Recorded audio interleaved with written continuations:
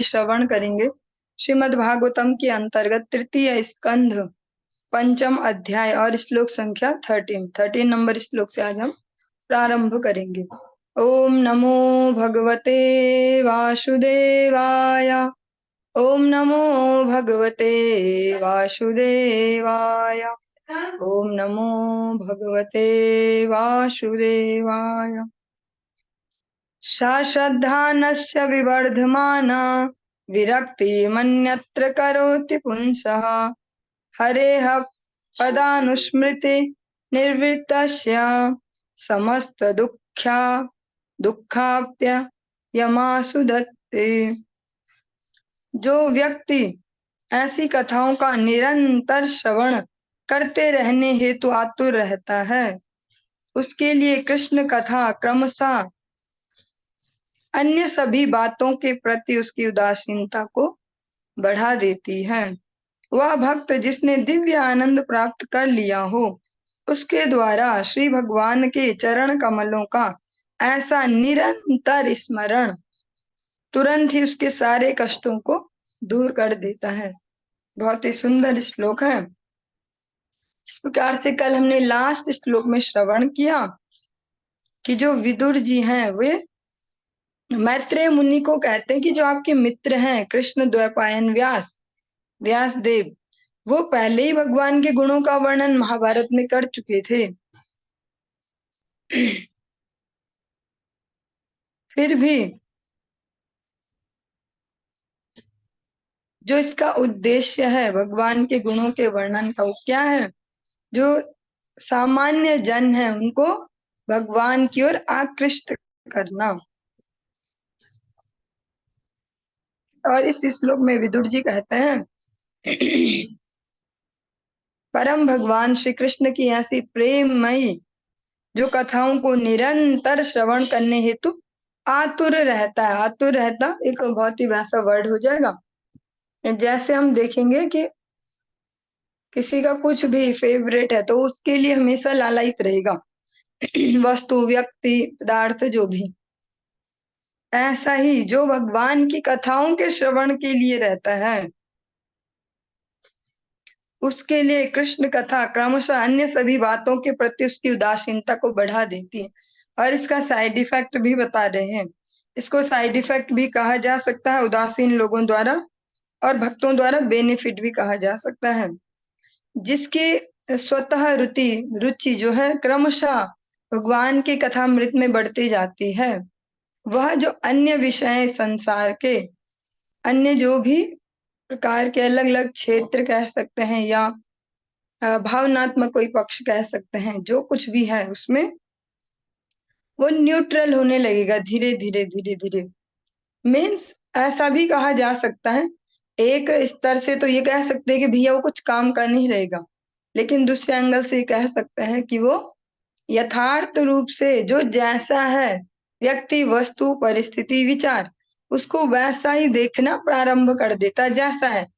अभी हम सब की जो भी समस्याएं हैं उनका एक ही कारण कह सकते हैं कि हम उनको वैसा नहीं देख पाते, वो व्यक्ति, वस्तु, विचार को जैसा है वो एक्चुअल में हम या तो एक्स्ट्रा राग ग्रस्त होकर देखते हैं या एक्स्ट्रा द्वेष ग्रस्त होकर देखते हैं।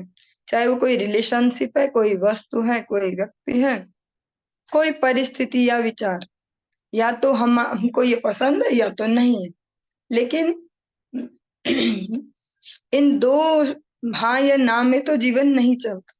जब हम सम्यक प्रकार से देख पाए वस्तुओं को कि हाँ ये मुझे पसंद तो नहीं है पर इसमें मेरा मंगल है, तो हम फिर भी उस क्रिया को करेंगे, उस व्यक्ति का संग करेंगे या उस विचार को अपने पास रहने देंगे।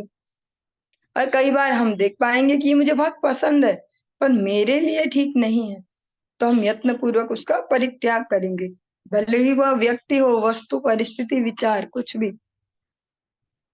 ऐसा तब हो पाएगा जब सिंसियरली भगवान की जो कथाएं हैं, भगवान के जो भक्त हैं और उनके अनुगत जन, उनके दिशा निर्देश में जब भगवान की कथाओं को श्रवण करने को आतुर रहेंगे। वह भक्त जिसने दिव्य आनंद प्राप्त कर लिया हो। और जिसने भगवान की इन कथाओं से दिव्य आनंद की अनुभूति ले ली है, तो फिर वैसे भी देखा जाए, अगर किसी को हायर टेस्ट लगा दिया जाए तो उसके जो उससे निम्न जो टेस्ट हैं वो सारे खुद छूट जाते हैं। और एक बार एक निम्बार्क संप्रदाय की एक पत्रिका थी, उनके निम्बार्क परंपरा के एक आचार्य देव हैं, श्री हरि व्यास आचार्य जी। उनका एक विचार था, उनकी कोटेशन वो कहते हैं, किसी का भी जो निम्न विषय है, व्यसन है, उसको छुड़वाना हो तो उसे ऊंचा विषय लगा दो। किसी को देर रात तक सोने की हैबिट हो, उसको सुबह सुबह भगवान की मंगल आरती का व्यसन लगा दिया जाए तो वो हैबिट खुद ही छूट जाएगी। मीन्स आप किसी को रिजिडली ये नहीं कह सकते आप इसको छोड़िए, क्योंकि ये किसी भी जीवात्मा के लिए पॉसिबल नहीं है। और धीरे धीरे जो समय आगे चल रहा है और आएगा, इसमें बहुत ही मुश्किल होगा किसी जीवात्मा को अपने प्रयास से कुछ ऐसा कर पाना। तो वहां पर दूसरा ही वे काम आएगा, इसको ऊंचा कोई टेस्ट लगा दिया जाए भगवान के कीर्तन का, भगवान की कोई सेवा का। और हम देखते भी हैं कि प्रैक्टिकल वे में जो हमारे गुरु वर्ग हैं वे इसी प्रकार से हमको इंगेज करते हैं, कभी कोई सेवा के बहाने, कभी कोई सेवा के बहाने, क्योंकि स्वतः रुचि होना बहुत ही असंभव बात है भगवत सेवा में। और जिसने ऐसा फिर आनंद प्राप्त कर लिया, जिसको वो आनंद मिल गया है वो सेवा का, उसके द्वारा श्री भगवान के चरण कमलों का ऐसा निरंतर स्मरण, और फिर वो निरंतर उसी का चिंतन करेगा। जैसे इस जगत में भी किसी को कोई भी व्यसन लगा दिया जाए, किसी को सिगरेट का, किसी को शराब का, किसी को प्रतिष्ठा का, किसी को रूप का, अलग अलग प्रकार के बहुत सारे व्यसन हैं, संगीत का, नृत्य का। फिर ऐसा कुछ भी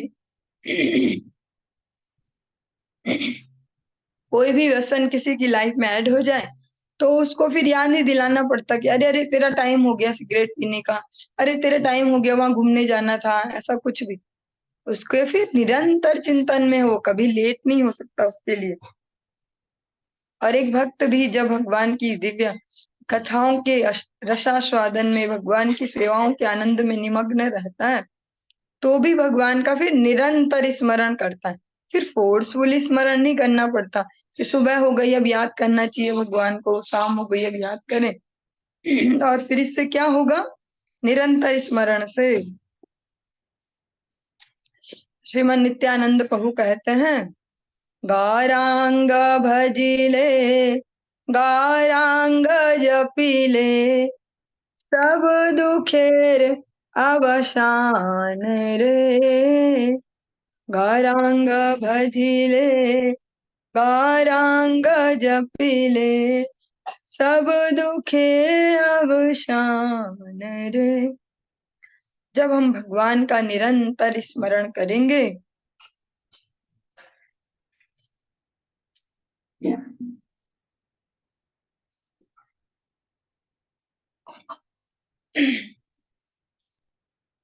तो फिर कोई दुख शेष नहीं रह जाएगा। भक्ति विनोद ठाकुर जी भी अपनी प्रार्थना में कहते हैं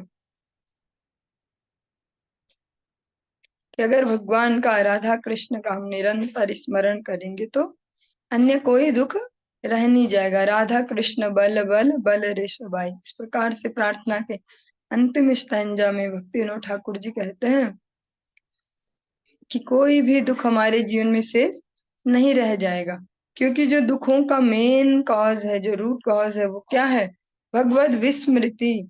भगवान के जब स्मरण से दूर हैं तो भगवान से प्राप्त होने वाला आनंद भी हमें नहीं प्राप्त हो रहा। इसीलिए हम अलग अलग जगह खोज कर रहे हैं उस आनंद की, और इस जगत में किसी भी व्यक्ति, वस्तु, विचार, परिस्थिति में आनंद है नहीं। तो जब हम जाएंगे खोजने आनंद और मिलेगा नहीं तो दुखी होंगे। मूलतः केवल एक ही हमारे हर समस्या का कारण है, कृष्ण विमुखता।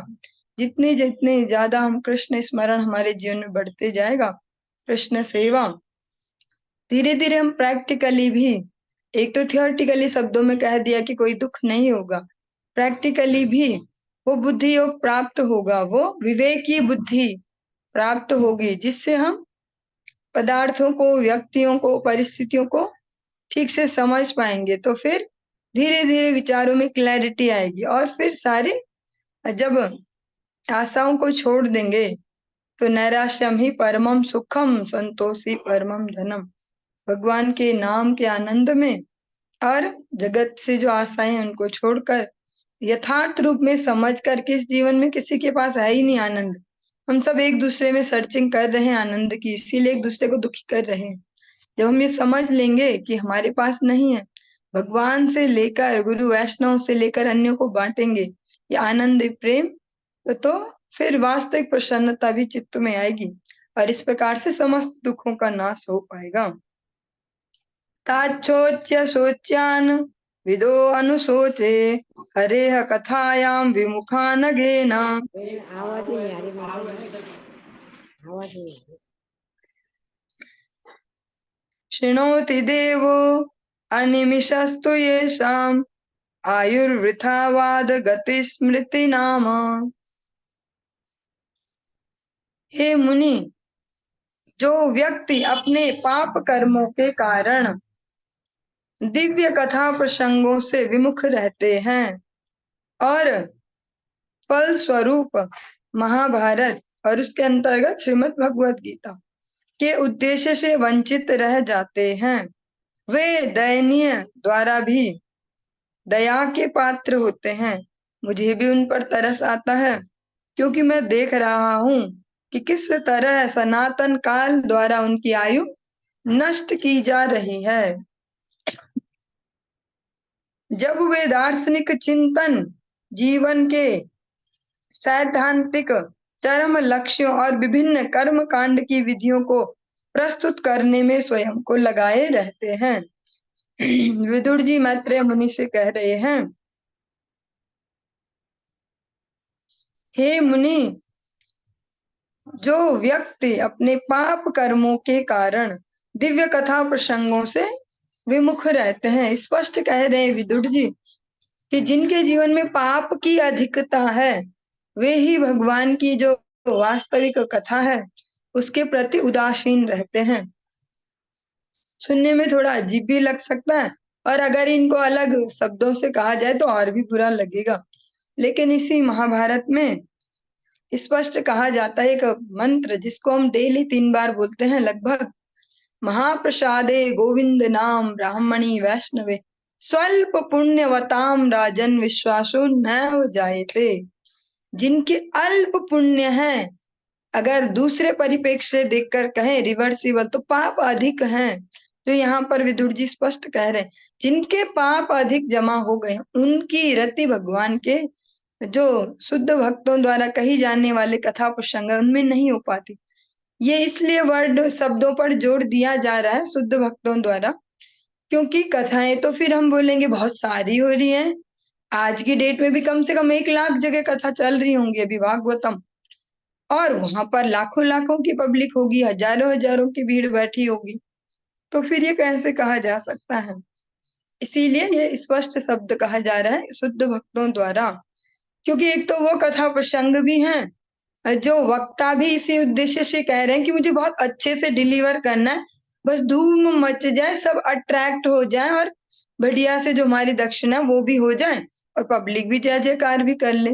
और पब्लिक भी इसी उद्देश्य से बैठी है कि घर में परेशान है, यहाँ एक जगह बैठ के, यहाँ कूलर पंखा सब व्यवस्था भी है, चैन से मजेदार बीच में कीर्तन होंगे, थोड़ा नाच भी लेंगे, प्रसाद भी ले लेंगे, थोड़ा इधर उधर दुनियादारी देख भी लेंगे, और ये भी हो जाएगा कि हम आए थे आपके यहाँ कथा में, और 2-3 घंटे टाइम पास भी हो गया, मजा भी आ जाएगा।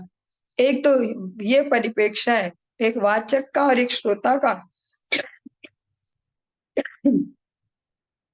लेकिन विदुर जी जो कथा प्रसंग कह रहे हैं, जिस कथा प्रसंग का वर्णन विदुर जी कह रहे हैं, वो कौन सी है? वो हमारे ज्ञान नेत्रों को, जो चेतना है उसको उजागर करने वाली, हमारे वास्तविक कर्ण रंध्रों को खोलने वाली कथा की बात की जा रही है, जो हमें जगा दे। एक ऐसी कथा नहीं जहाँ जाकर हम अच्छे से, अच्छा वाला पंखा है उसके आगे वहां पर सो भी जाए, कथा का आनंद भी ले ले। ऐसी कथा जो हमेशा हमेशा के लिए हमें जगा दे, हमेशा हम खुद के पीछे ही लगे रहे एज ए जज कि टाइम वेस्ट तो नहीं हो रहा, सही से सब चल रहा कि नहीं, टाइम पे सब कर दिया कि नहीं, मेरे विचार कहाँ जा रहे हैं, मेरे विचारों की गति किस ओर है। ऐसे एक वो कथा है।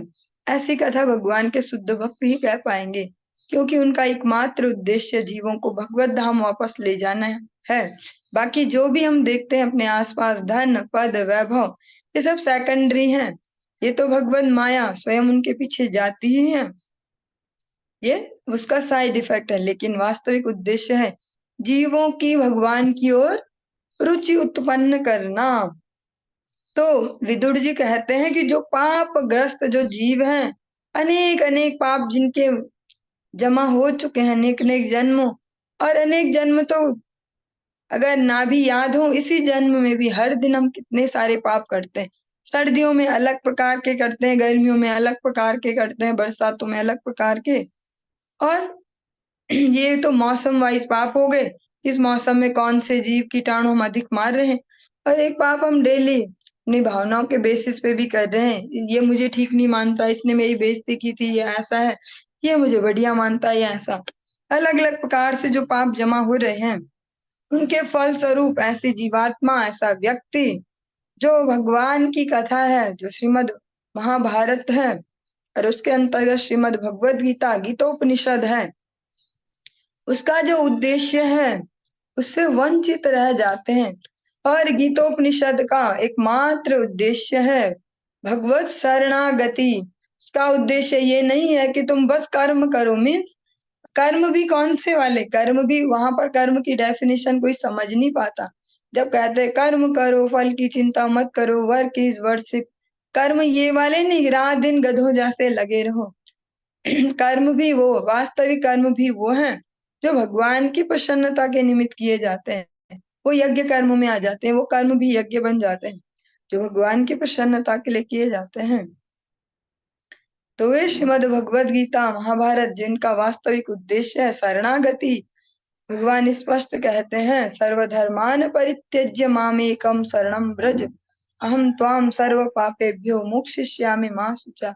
क्लियरली, भले कितनी प्रकार से इसकी व्याख्याएं की जाएं, लेकिन स्पष्ट व्याख्या यही है कि जो भी धर्म प्रोचित कहता वह, जिसको श्रीमद् भागवतम कहता है, जो भी सो कॉल्ड धर्म है, शरीर से रिलेटेड, देह के कारण जो उत्पन्न हुए हैं, देह से ही तो हमारे सारे धर्म है जिनको हम समझते हैं, वो जो सारे धर्म हैं भगवान कहते हैं उन सबको सेकेंडरी करके, और जो प्राइमरी है, जो प्रायोरिटी है, वो मेरे प्रति रखिए, प्राइमरी जो जिम्मेदारी है वो मुझे रखिए। यही भगवत गीता का एकमात्र उद्देश्य है, शरणागति। और विदुर जी कहते हैं जो ऐसे लोग हैं, जो ऐसे मूर्ख जनता है, वो दया के द्वारा भी दया करने योग्य है। दयनीय, जो इसकी स्थिति स्वयं दयनीय, उसके द्वारा भी दया करने योग्य है वे मनुष्य जिनकी भगवत कथा में रुचि नहीं है, भगवत गुणगान में, भगवान के यश गान श्रवण में जिनकी रुचि नहीं है।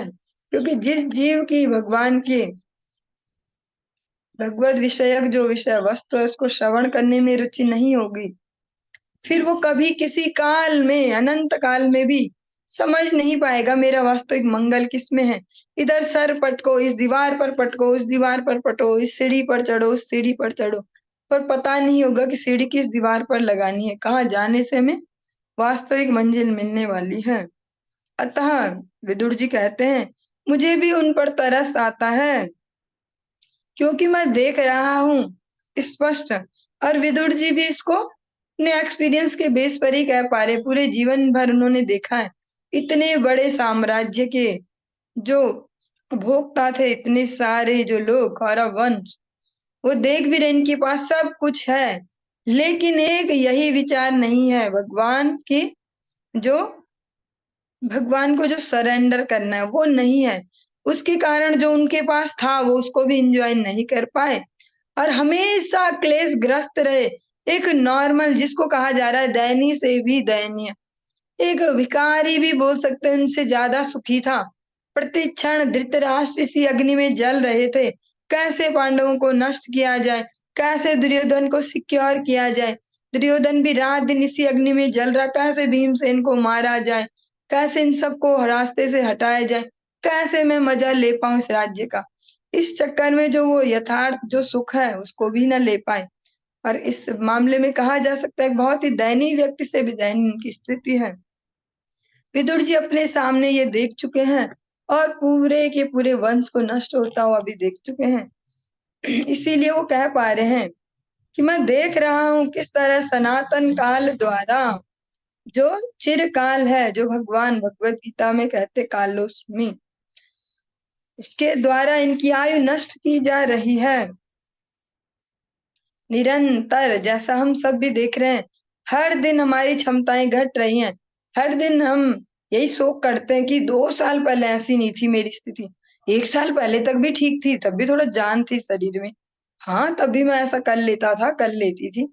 हर व्यक्ति का धीरे धीरे हम देख रहे हैं जो कह सकते हैं डिप्रेशन है, फ्रस्ट्रेशन, वो बढ़ते जा रही है जीवन के प्रति।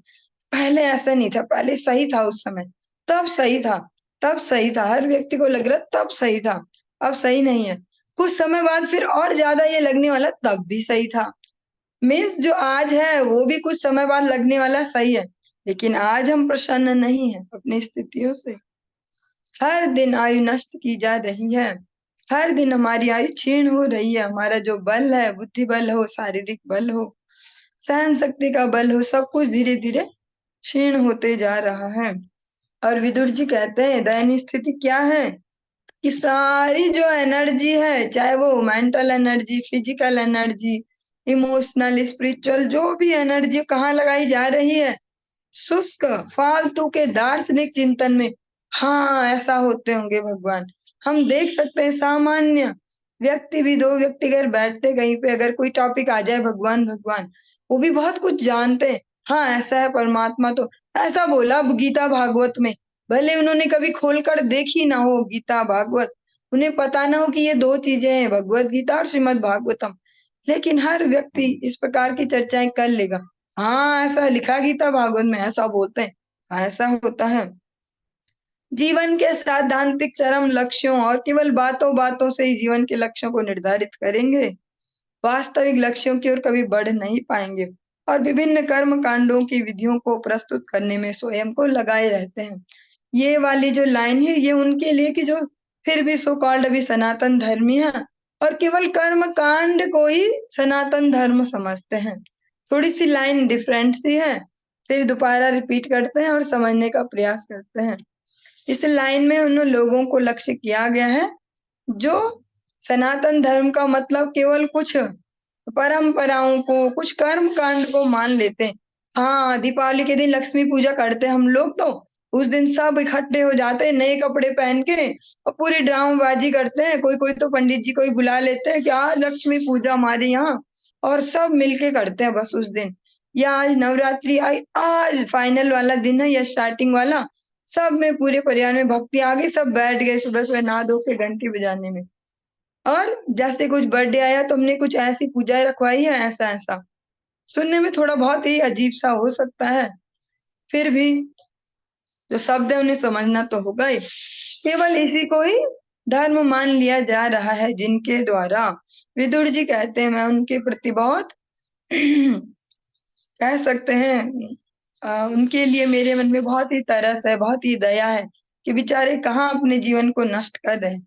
हर दिन जीवन जा रहा है, इस कलयुग में स्पष्ट है भगवान के नाम का आश्रय, भगवान के भक्तों की सेवा, हरि नाम और वैष्णव सेवा, हरि गुरु वैष्णव सेवा और भगवान का दिव्य नाम, इनके अतिरिक्त तीसरा कोई उपाय नहीं है जो मैं सिक्योरिटी दे लेगा। एक्स्ट्रा बहुत कुछ हो सकता है जीवन में पर वो नेसेसरी नहीं है। जैसे भले ही हमारे पास बहुत सारी जूस की बोतलें रखी होंगी, ये ऑरेंज फ्लेवर, ये बना, ये गुआवा वाला, ये ऐसा वाला, ये वैसा वाला, ये बुरांस वाला, ये नींबू वाला, ऐसा ऐसा, लेकिन अगर पानी नहीं हमारे घर में तो फिर फायदा कुछ नहीं होगा हमारे उस धन का। ऐसे ही जीवन में अगर यथार्थ जो हरि भक्ति है, जो इस कलयुग के लिए बताई गई है, इस कलयुग के लिए, अन्य युगों में तो बहुत सारे अलग अलग मार्ग हैं, लेकिन इस युग में जो भगवान के नाम का आश्रय, भगवान के भक्तों की के साथ संकीर्तन और हरि गुरु वैष्णव सेवा, जो इन भक्तिमय कार्यों को नहीं कर रहे हैं वे भले कितने ही सो कॉल्ड बड़े बड़े दान यज्ञ हवन कर्म कांड या बहुत ही ज्यादा इंटेलेक्चुअल बने, बहुत सारी बुक्स खरीद खरीद के ले आए, ये 18 पुराण भरे पड़े हमारे घर में, सारे उपनिषद भी खरीद रखे हैं जी हमने, ये भी खरीद लिया वो भी खरीद लिया, ये भी पढ़ते हैं वो भी पढ़ते हैं। लेकिन विदुर जी स्पष्ट कहते हैं कि जो सनातन काल है वो निरंतर आयु नष्ट कर रहा है, और ये सारे दयनीय के द्वारा, जो सबसे लास्ट दयनीय व्यक्ति उसके द्वारा भी दया के पात्र हैं। और त्रिगुणों के अधीन में रहकर ही अपने जीवन को बिता रहे हैं, डेली इन गुणों के अधीन होकर अलग अलग प्रकार के कह सकते हैं वाद विवादों में फंसना या शोषेबाजी में, इस प्रकार से वो अपने जीवन को हर दिन व्यतीत कर रहे हैं। ऐसा समय के साथ साथ देखा भी जा रहा है, हर दिन कुछ नया ड्रामा जीवन में चाहिए तब हम जी पाएंगे। कभी अच्छा घूमने चले, ठीक है ठीक है, घूमने चले तो इस बहाने हमारे कुछ दिन बीत गए, कुछ दिन ये सोच सोच के बीते घूमने जाएंगे तो तब मजा आएगा, तैयारी करो। फिर जब घूमने गए तो वहां व्यस्त हो गए, फिर आके फिर उसके चिंतन में फिर कुछ दिन ऐसे गए। कभी कोई कहीं रिश्तेदारी में, ठीक है, कभी कोई शादी ब्याह, ठीक है, से अलग अलग बहानों से हम हर दिन इग्नोर कर रहे हैं अपने वास्तविक उद्देश्य को। अगर हम वास्तविक उद्देश्य को याद रखें और भगवान के अनुशासन में चले तो जगत का कोई भी ऐसा सुख नहीं है जो आपको प्राप्त नहीं हो सकता। और आप देखते भी हैं जब भगवत शरणागति गुरु वैष्णव की शरणागति में है तो भगवान के प्रसाद के नाम से अलग अलग प्रकार के संसार भर के अलग अलग व्यंजन भी खा सकते हैं और पूरे विश्व भर में भ्रमण भी कर सकते हैं। भगवान ने स्पष्ट ही बोला, पृथ्वी ते आछे यत नगर आदि ग्राम सर्वत्र प्रचार है वे मोर नाम। तो इस बहाने आप कहीं भी घूम सकते हैं। अगर आपके मन में ऐसी इच्छा हो तो फिर कोई ना कोई भगवत भक्त ऐसे मिल जाएंगे जो बोलेंगे चलो हमारे साथ, आप वहां चलो वहां प्रचार करने, सब फ्री में व्यवस्था होने वाली है। तो भगवान भी सारी इच्छाओं को पूर्ण करने में सर्वसमर्थ है, पर जब हम लग जाते हैं अपने हिसाब से उन्हें पूरा करने में तो इच्छाएं भी संतुष्टि भी नहीं दे पाती और अंत में क्लेश ही क्लेश। अतः विदुर जी कहते हैं बड़ी दयनीय है उनकी स्थिति जो भगवद कथा में अपनी रुचि को उत्पन्न नहीं कर पाते। तदस्य कौशारव सर्मदातुर्हरे कथामेव कथा सुसारम उद्धृत्य पुष्पेभ्य इवार्थ बंधो शिवाय नः कीर्तय तीर्थ कीर्तेः।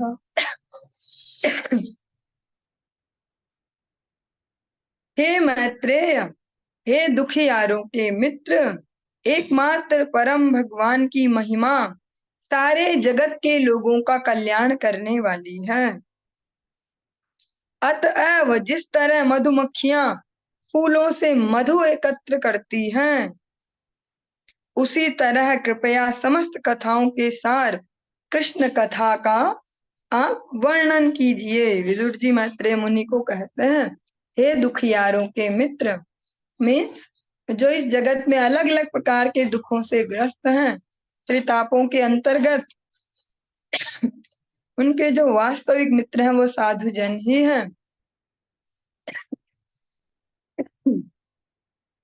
क्योंकि एकमात्र जो वास्तविक साधु हैं वे ही तो अपने सब काम धंधा छोड़कर केवल इसी काम धंधे में लग गए कि सबको भगवान की याद दिलानी है, सबको भगवान की ओर ले जाना है, तभी जीवों का वास्तविक मंगल होगा। अतः विदुर जी कहते हैं दुखियारों के मित्र, एकमात्र परम भगवान की महिमा सारे जगत के लोगों का कल्याण करने वाली है। भगवान की जो महिमा है, भगवान के दिव्य जो गुण है, उनका जो गायन है, श्रवण है, वो ही समस्त विश्व का कल्याण करने वाला है। और हम स्पष्ट देख भी रहे हैं, जगत के किसी भी कोने में किसी भी देश में अगर देखते हैं कोई भी प्रजाति के लोग जब भगवान का गुणगान कर रहे हैं तो वही वास्तविक हमें प्रसन्न दिख पा रहे हैं, वरना सब क्लेशों में ही लगे हैं। अतएव जैसे जो मधु वाली मक्खी है, जो शहद की जो मक्खी है, वो जैसे फूलों से शहद को एकत्र करती है, मतलब सार सार ग्रहण कर लेती, जो एसेंस है, जो कंक्लूजन है उसको ले लेती है, ऐसे ही जो इस जगत में जो सारी कथाएं हैं उनका जो सार है कृष्ण कथा, वो आप हमें श्रवण कराइए। विदुर जी स्पष्ट कर रहे हैं टॉपिक। वो नहीं चाहते हम उधर की सारी गप्पे मार मार के अपना समय बर्बाद करें, दोनों ही। वो स्पष्ट कर रहे हैं कि क्लियर है, भगवान कृष्ण की कथा अब हमें सुनाइए। स विश्वजन्म स्थिति संयमार्थे कृतावतारः प्रगृहीत शक्तिः चकार कर्माण्यतीश पुरुषाणि यानीश्वरः कीर्तयतानि मह्यम्। कृपया उन परम नियंता श्री भगवान के समस्त अतिमानवीय दिव्य कर्मों का वर्णन कीर्तन करें, जिन्होंने विराट सृष्टि के प्राकट्य तथा पालन के लिए समस्त शक्ति से समन्वित होकर अवतार लेना स्वीकार किया।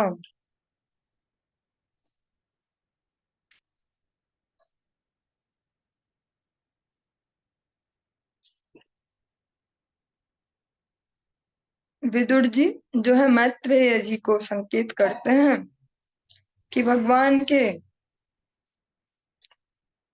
ऐसे दिव्य कर्मों का कीर्तन करें, भगवान की ऐसी लीलाओं का वर्णन करें जो सृष्टि के प्राकट्य और पालन संबंधित हों।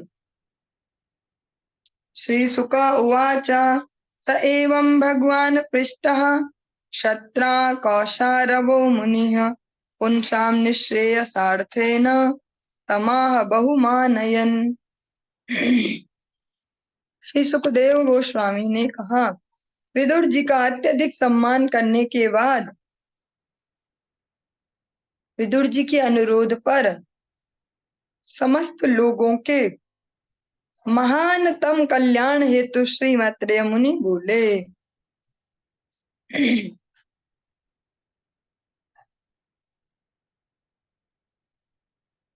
जो यहाँ पर मैत्रेय जी हैं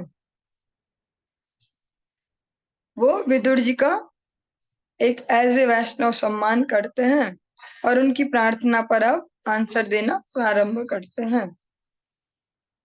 मैत्रेय उवाच साधु पृष्ठं त्वया साधो लोकान् साध्वनुग्रहणता कीर्तिं वितन्वता लोके आत्मनो अधोक्ष जात्मनः। श्री मैत्रेय मुनि ने कहा, हे विदुर तुम्हारी जय हो, तुमने मुझसे सबसे अच्छी बात पूछी है। इस तरह तुमने संसार पर तथा मुझ पर अपनी कृपा प्रदर्शित की है, क्योंकि तुम्हारा मन सदैव दिव्यता के विचारों में लीन रहता है। विदुर जी के इस प्रश्न पर मैत्रेय मुनि उन्हें धन्यवाद देते हैं और बोलते हैं कि आप मेरे प्रति और जगत जो वासी है उनके प्रति कृपावान हो, दयालु हो, इसीलिए आपने इस प्रकार का प्रश्न पूछा है।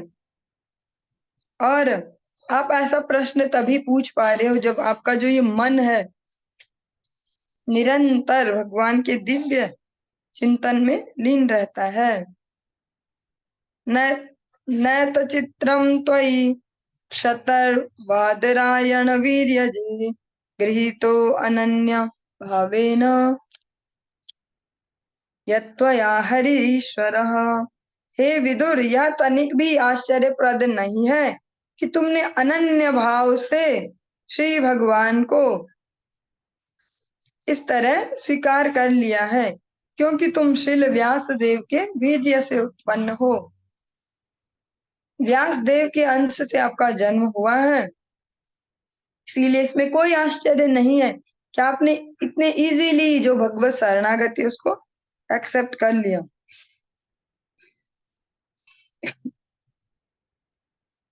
और जो इसमें जेनेटिक्स की जो बोल सकते हैं स्पेशलिटी है उसको भी प्रदर्शित किया गया है। बहुत ही रेयर केसेस में देखेंगे कि बहुत जो सिंसियर व्यक्ति होंगे, भक्त होंगे, उनके संतानें गलत मार्ग पर जाएं, क्योंकि जो उनका जन्म है, जन्म का जो प्रथम संस्कार है गर्भाधान संस्कार, वहीं से उनको भगवत भक्ति के संस्कार प्राप्त हुए हैं। इसीलिए यहाँ पर याद किया गया है कि व्यास देव के वीर्य से आपका जन्म हुआ है। अतः इसमें कोई आश्चर्य नहीं है कि आपकी भगवान में ऐसी रुचि उत्पन्न है। मांडव्य शापाद भगवान प्रजा संयमनो यमः भ्रातुः क्षेत्रे भुजिष्यासाम जियायाम जाता सत्यवती सुतात। मैं जानता हूँ कि तुम मांडव्य मुनि के श्राप के कारण अभी विदुर बने हो और इसके पूर्व तुम जीवों की मृत्यु के पश्चात उनके महान नियंत्रक यमराज थे। तुम सत्यवती के पुत्र श्रील व्यास देव द्वारा उनके भाई की दासी पत्नी से उत्पन्न हुए थे। यहाँ पर मैत्रेय जी विदुर जी को स्पष्ट कहते हैं कि मैं जानता हूँ यथार्थ में कि आप कौन हो। मैं आपको इस प्रकार से नहीं देखता हूँ जैसे इस जगत में देखा जाता है कि दासी के गर्भ से इनका जन्म हुआ है। मैं आपको इस प्रकार से नहीं देखता। मैं वास्तव में जानता हूँ कि आप धर्मराज हैं जो जीवों के कर्मों का लेखा जोखा करते हैं, उसके हिसाब से उन्हें ऊर्ध्व लोकों को और निम्न लोकों को भेजते हैं। केवल मांडव्य जो ऋषि हैं, मांडव्य जो मुनि हैं, उनके श्राप के कारण आप इस प्रकार से दासी के गर्भ से आपका जन्म हुआ है। भवान भगवतो नित्यम सम्मतः सानुगस्यः यस्य ज्ञानोपदेशाय मादिश द भगवान ब्रजन। आप श्री भगवान के नित्य संगियों में से एक हैं, जिनके लिए श्री भगवान अपने धाम वापस जाते समय मेरे पास उपदेश छोड़ गए हैं। जैसे श्रीमन महाप्रभु की लीला में आप सभी ने बहुत अच्छे से श्रवण किया है, बहुत बार श्रवण कर लिया है। बाकी कुछ याद हो न हो षड गोस्वामियों के नाम या जो भी, लेकिन ये सबको याद हो गया होगा कि महाप्रभु ने पद्मा नदी में प्रेम छुपाया था, कहा था नरोत्तम आएगा उसको दे देना। ये सबको याद होगा क्योंकि इतनी बार सुन चुके हैं। ऐसे ही मैत्रेय मुनि कहते हैं, हे विदुर जी, आप तो भगवान के जो नित्य संगी हैं, जो निरंतर भगवान के साथ रहते हैं, उनमें से एक हो और आप उन लोगों में से हो। भगवान ने जिस समय अपने धाम गमन किया, जिन जिन लोगों के लिए मेरे पास मैसेज रखे छोड़े हैं, उपदेश रखे हैं, उनमें से आप एक हो। आपके लिए भी भगवान ने मेरे पास उपदेश छोड़े हैं। अथ ते भगवल्लीला योग मायोरुबृंहिता विश्वस्थित भवान तार्था वर्ण्याम्यनु पूर्वसः। अतः मैं आपसे उन लीलाओं का वर्णन करूंगा जिनके द्वारा श्री भगवान विराट जगत के क्रमबद्ध सृजन, भरण पोषण तथा संहार के लिए अपनी दिव्य शक्ति का विस्तार करते हैं। भगवान एक आसेदमग्र आत्मात्मानं विभुआ आत्मेच्छानुगतावात्मा नानामत्युपलक्षणः। समस्त जीवों के स्वामी श्री भगवान सृष्टि के पूर्व अद्वय रूप में विद्यमान थे। केवल उनकी इच्छा से ही यह सृष्टि संभव होती है और फिर सारी वस्तुएं पुनः उनमें विलीन हो जाती हैं। इस परम पुरुष को विभिन्न नामों से उपलक्षित किया जाता है। अभी जो ये तृतीय स्कंद हम श्रवण कर रहे हैं, इसमें अधिकतर जो सारा प्रसंग है वो सृष्टि की रचना और पालन और विलीनता, इससे रिलेटेड ही सारा है। अलग अलग भक्त इसी प्रकार के प्रश्न कर रहे हैं। जो भी किसी से भी प्रश्न कर रहा है वो इसी प्रकार से कर रहे हैं कि भगवान किस प्रकार से सृजन करते हैं, पालन करते हैं और संहार करते हैं। सवा एष तदा दृष्टा ना पश्य दृश्य में कराट मेने असंत मिवात्मानम सुप्त शक्ति सुप्त दृक्।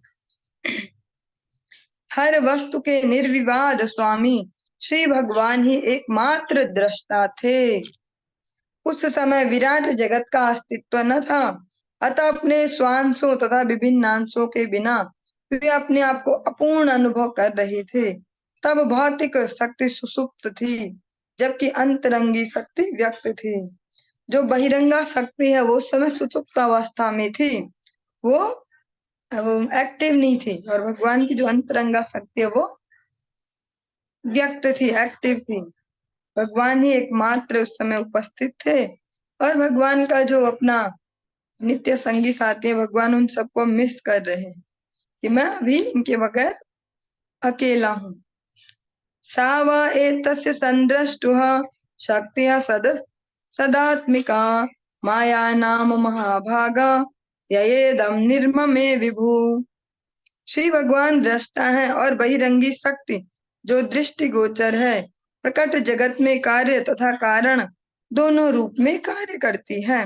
हे महाभाग विदुर, यह बहिरंगी शक्ति माया कहलाती है, और केवल इसी के माध्यम से संपूर्ण जगत संभव होता है।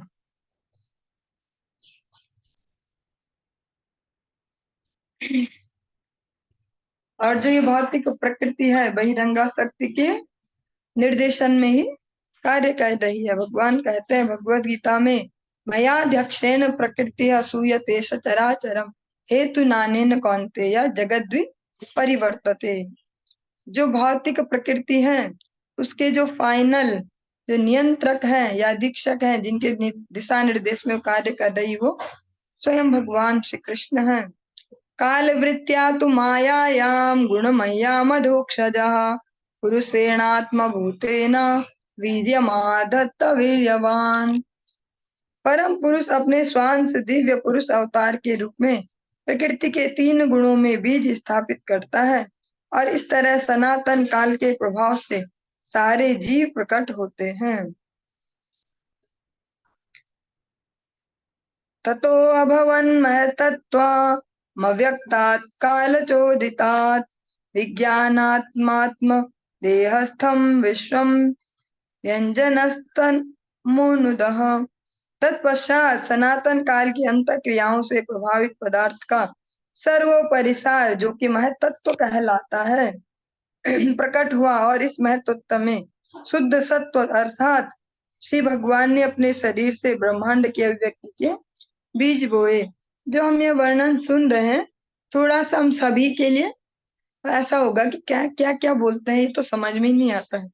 या ऐसा इसलिए क्योंकि हमारी प्रैक्टिस नहीं है, हमने हमेशा से सरल सरल चीजें सुनी, सरलता से उनको जिया इसलिए ये हमारे चिंतन से परे है। लेकिन अगर हम इसको श्रवण भी करें तो हमारा अवश्य मंगल होगा। भले ये हमें समझ में नहीं आ रहा, लेकिन है तो समझने लायक। इसी भाव को लेकर धैर्य से श्रवण कर सकते हैं। सोप्यंश गुण कलात्मा भगवद दृष्टिगोचरः आत्मानं व्यकरोदात्मा विश्वास्यास्य शिक्षाया। जो भी हम श्रवण कर रहे हैं, ये भक्त प्रश्न कर रहे हैं, इसका मतलब उनको तो समझ में आती थी ये बातें, तभी तो इनसे रिलेटेड प्रश्न कर रहे हैं। हमारा समय के प्रभाव से, काल के प्रभाव से, या अपने दोषों के प्रभाव से बुद्धि का स्तर इतना नहीं है कि हम ये सब विषयों को समझ पाए, पचा पाए। तो हम बस तो श्रद्धा से इसे श्रवण कर सकते हैं कि अगर विदुर जी पूछ रहे हैं इस प्रश्न को, तो कुछ तो बात होगी इसमें। अगर उद्धव जी बता रहे हैं, मैत्रेय मुनि बता रहे हैं, तो कुछ तो बात होगी। तत्पश्चात महतत्व अनेक भिन्न भिन्न भावी जीवों के आकार के रूपों में विभेदित हो गया। यह महतत्व मुख्यतया तमोगुणी होता है, और यह मिथ्या अहंकार को जन्म देता है। यह श्री भगवान का पूर्ण विस्तार है, जो सृजनात्मक सिद्धांतों की पूर्ण चेतना और फलन काल से युक्त होता है। सबसे पहले जो तत्व प्रकट हुआ, महतत्व, इसका जो मुख्य गुण है तमोगुण, और ये जन्म देता मिथ्या अभिमान। आप लोगों के समझने के लिए सरल शब्दों में कहें तो सबसे पहले सृजन होता है गलत फहमी का अहंकार का। वो अहंकार अलग अलग प्रकार के हैं कि हम ये शरीर हैं, हम स्त्री हैं, हम पुरुष हैं, या इस प्रकार से हम और भी जो चढ़ाते जाते हैं इसके ऊपर। मैं इनका बेटा, मैं इनकी बेटी, या इनका ये वो जो भी। अब मैं इस जॉब को करता हूँ, मैं पुलिस वाला, मैं आर्मी वाला, या मैं डॉक्टर, ऐसे ऐसे। ये जो तत्व है बेसिकली ये सूक्ष्म तत्व है अहंकार, पहले इसका जन्म होता है। महतत्वादि कुर्वाणा दाहस्तत्वं व्यजायता कार्य कारण कर्ता त्रात्मा भूतेन्द्रिय मनोमयः वैकारिकस्तेजश्च तामश्चेत्यहम त्रिधा। मैं तत्व या महान कारण रूप सत्य मिथ्या अहंकार में परिणत होता है, जो तीन अवस्थाओं में कारण कार्य और कर्ता के रूप में प्रकट होता है। ऐसे सारे कार्य मानसिक धरातल पर होते हैं।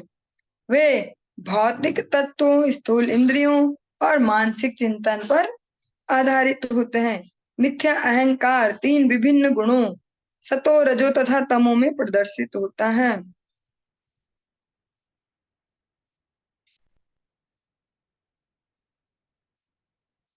अहम तत्वाद्वि कुर्वाणान् मनोवैकारिकादभूत वैकारिकाश्च ये देवा अर्थाभिव्यंजनम यतः। मिथ्या अहंकार सत्व गुण से अंतःक्रिया करके मन में रूपांतरित हो जाता है। और जो मिथ्या अहंकार है, जिसका सबसे पहले जन्म हुआ है, जब ये अलग अलग गुणों से कार्य करता तो अलग अलग उनसे फिर अलग अलग हमारी स्थितियां उत्पन्न होंगी। जब सत्व गुण से अंतःक्रिया करता है तो मन में रूपांतरित होता है, मन का उससे निर्माण होता है। सारे देवता भी जो घटना प्रधान जगत को नियंत्रित करते हैं, और स्पष्ट सरल शब्दों में कहा जा रहा है, स्पष्ट जो भी देवतागण है वो क्या करते हैं, घटना प्रधान जगत को नियंत्रित करते हैं। जैसे आप सबने एक शब्द सुना होगा, कहीं कहीं यूज होता है, तो परिस्थिति जन्य भाग्य। एक तो हमारा नित्य लिख दिया गया है भाग्य, एक है हमारे जो व्यवहार से हम कोई स्टेप लेते हैं उससे बनता है। ऐसे ही जो देवता हैं वे भी नियंत्रक हैं, पर घटना प्रधान जगत के नियंत्रक हैं। जो वास्तविक जगत है, जो उसको वो नियंत्रण नहीं करते, उसका नियंत्रण करते स्वयं परम भगवान। उसी सिद्धांत अर्थात मिथ्या अहंकार और सत्व गुण की अंतःक्रिया के परिणाम है। और जो सारे देवता हैं, जो देवताओं का जो निर्माण है, कह सकते हैं जो देवता उत्पन्न है, जब ये जो मिथ्या अहंकार और सत्व गुण की अंतःक्रिया हुई, उससे ही वे उत्पन्न हुए हैं। तेजसानीन्द्रिया ने वा ज्ञान कर्म मयानि च। इंद्रिया निश्चय ही मिथ्या अहंकार जन्य रजोगुण की परिणाम है। अतः दार्शनिक चिंतन परक ज्ञान तथा सकाम कर्म रजोगुण के प्रधान उत्पाद हैं। और जब रजोगुण से जो ये मिथ्या जो अभिमान है, इसकी रिएक्शन होती है तो फिर इंद्रियां उत्पन्न होती हैं। जब सतोगुण से रिएक्शन होती है, जो मिथ्या अभिमान है, उसकी तो मन उत्पन्न होता है। रजोगुण से जब उसकी रिएक्शन होगी तो इंद्रियां जन्म लेती हैं। अतः जो दार्शनिक चिंतन परक ज्ञान है, जो जो जो फालतू का दिमाग चलाया जाता है, दिमाग दिमाग से ही सब कर लेते हैं, क्या ऐसा भगवान, ऐसा होता होगा परमात्मा, ऐसा कोई है दुनिया को जो नियंत्रण कर रहा है, दुनिया को चलाने वाला, ऐसा ऐसा जो सोचा जाता है। या जो सकाम कर्म है, सकाम कर्म मीन्स हम इस कर्म को करें तुरंत इसका फल भोग लें, इस प्रकार के जो सारे कार्य हैं रजोगुण के कारण उत्पन्न हुए, रजोगुण के प्रोडक्ट हैं, रजोगुण के प्रधान उत्पाद हैं। तामसो भूत सूक्ष्मादिर यथा खम लिंगमात्मनः। आकाश ध्वनि का परिणाम है और ध्वनि अहंकारात्मक काम का रूपांतर है। दूसरे शब्दों में जो आकाश है वो परमात्मा का प्रतीकात्मक प्रतिनिधित्व है। कालमायांश योगेन भगवद्वीक्षितं नभसो अनुसृतं स्पर्शं विकुर्वन्निर्ममे नीलम। तत्पश्चात श्री भगवान ने आकाश पर सनातन काल तथा बहिरंगी शक्ति से अंशतः मिश्रित दृष्टिपात किया और इस तरह स्पर्श की अनुभूति विकसित हुई और जिससे आकाश में वायु उत्पन्न हुई। इसी को जो हम टॉपिक अभी श्रवण कर चुके हैं, कर रहे हैं, इसको हम द्वितीय जो स्कंद है उसमें भी लास्ट में श्रवण कर रहे थे। अलग अलग भक्त जब अपने प्रश्नों को पूछते हैं सृष्टि से संबंधित, तब यही सब टॉपिक आता है। बस हर भक्त की डिलीवरी करने का अपना एक तरीका है। और बार बार सब भक्त इस प्रकार के प्रश्न पूछ रहे हैं, इसके पीछे का बहुत बड़ा लॉजिक है। हमें समझ में इसलिए नहीं आता क्योंकि हमारे दिमाग से ऊपर की बात है। हम जीवन को इस प्रकार से देखते जैसे हम पैदा हुए, हमने जैसा जैसा देखा, जैसा जैसा अनुभव किया है और जैसा देखते भी जा रहे, लोग ऐसे जन्म लेते हैं, फिर ये होता वो होता, अच्छा ऐसे जानवर भी होते हैं, धरती होती है, ऐसे हवा है। हम इस प्रकार से समझ पा रहे हैं। लेकिन जिनके भी हम यहाँ नाम सुन रहे हैं, जो पूछ रहे हैं, वे हम जैसे सामान्य मनुष्य नहीं है। हम स्पष्ट समझ पा रहे हैं, सुन पा रहे हैं। सुखदेव गोस्वामी जैसे आंसर दे रहे हैं। परीक्षित महाराज जिनको रक्षा करने के लिए भगवान गर्भ में भी जाने को तैयार हो गए। सबसे गलत गंदी जगह बोल सकते हैं, सबसे असुरक्षित जगह, सबसे अजीबोगरीब जगह, सबसे ज्यादा जहाँ गंदगी हो, असुविधा हो, भगवान वहां भी जिनके लिए चले गए। वो परीक्षित महाराज इस टॉपिक को श्रवण करना चाहते हैं। कैसे सृष्टि का सृजन हुआ, कैसे सारे तत्व बने, और सुखदेव गोस्वामी जैसे परमहंस जिनको भगवत माया स्पर्श भी न कर सके, तो जन्म लेते ही भगवान के लिए निकल पड़े, वो इसको कह रहे हैं। विदुर जी जो भगवान के विरह में व्याकुल हैं, वे पूछ रहे हैं। उद्धव जी जो भगवान के जाने के दुख से दुखी हैं, वे आंसर दे रहे हैं। मैत्रेय मुनि बता रहे हैं। तो ये सब इस पर चर्चा कर रहे हैं। कुछ ना कुछ तो विशेषता होगी इसमें, बस हमारे एक्सपीरियंस में ये फिट नहीं बैठ रहा। हमने अभी तक एक ही वे से, एक ही दृष्टिकोण से जीवन को देखा है। हाँ, जन्म होता है, फिर नाम रखते हैं, फिर फैमिली होती है, उनके साथ अच्छे से रहते हैं, जो चाहिए होता है उनसे मांगते हैं, यूज करते हैं। फिर हाँ, स्कूलिंग होती है, फिर दोस्त बनते हैं, फिर खेलते हैं, फिर खाते हैं मजेदार, गर्मियों में आइसक्रीम, सर्दियों में ऐसा, ऐसे ऐसे जीवन चलता है। तो हमारा बुद्धि का स्तर उतना ही हो गया। तो हमारे लिए समझ पाना थोड़ा सा कॉम्प्लिकेटेड, क्रिटिकल सा है, क्या क्या बातें बोल रहे हैं। और बोर भी होंगे क्योंकि समझ में नहीं आएगा तो बोर होंगे। लेकिन फिलहाल हमारी भलाई इसमें कि हम इसको चुपचाप सुनते चले, और क्या पता भगवत कृपा से थोड़ा थोड़ा कुछ समझ में भी आए। क्योंकि जो सारे झंझटबाजी है इस जगत में, प्रत्येक जीव अलग अलग प्रकार के दुखों से ग्रस्त है, ये स्पष्ट है। ये भी सबको क्लियर है कि सुखी कोई नहीं है दुनिया में, सब दुखी हैं। जब क्या बोलते हैं वो, कि जब दूसरे का दुख खोजने गए तो देखा कि मेरा तो कमी है, ऐसा जो जो भी टॉपिक ऐसे हम कहते हैं सरल भाषाओं में, वो सब क्यों है, उस सब का बेसिक कारण क्या है, वो सब के आंसर है इन अजीब अजीब बातों में। इन अजीब अजीब बातों में हम समझ पाएंगे शायद किसी जन्म में, या ना भी समझ पाए, सुन भी लें तो हमारी जो चेतना है उसको तो समझ में आती है ये भाषा। वो तो भगवत धाम से ही आई है, उसने तो इन्हीं बातों के बीच जीवन जिया था, बस भाग के आ गई वहां से भगवत सेवा छोड़ के, तो उसको समझ में आती है। तो हम समझ पाएंगे कि जो ये सारी कॉम्प्लिकेशन है का रीजन क्या है। ये तीनों गुण, और जो ये मन है, बुद्धि है, ये जो अहंकार है, जो इंद्रियां हैं, इन सब के थ्रू ही तो हम एक्सपीरियंस ले रहे हैं इस जगत में। इसकी वजह से तो कोई हमारा शत्रु है, कोई मित्र है, कोई परिवारजन है, कोई हमारा जानने वाला ही नहीं। मरते हैं तो मरने दो, हमें क्या मतलब, वहां यूक्रेन में बम फूट रहे, हम ठीक है ना। हमारे मोहल्ले में तो बम नहीं फूटा, हमारे घर में नहीं फूटा, तो हम सुखी हैं। तो जो सारे रीजन है वो इन सब बातों में ही है। ये बेसिक है कि कहाँ से ये सब शुरू हुआ है, कैसे हमारी संरचना है। और धीरे धीरे अगर भगवत कृपा से सूक्ष्म बुद्धि हो पाए, हरि गुरु वैष्णव सेवा से, भगवान के नाम से, तो इनको समझ भी पाएंगे। चलिए, समय हो चला, आज की इस कक्षा को यहीं पे विराम देंगे, आगे कल कंटिन्यू करेंगे।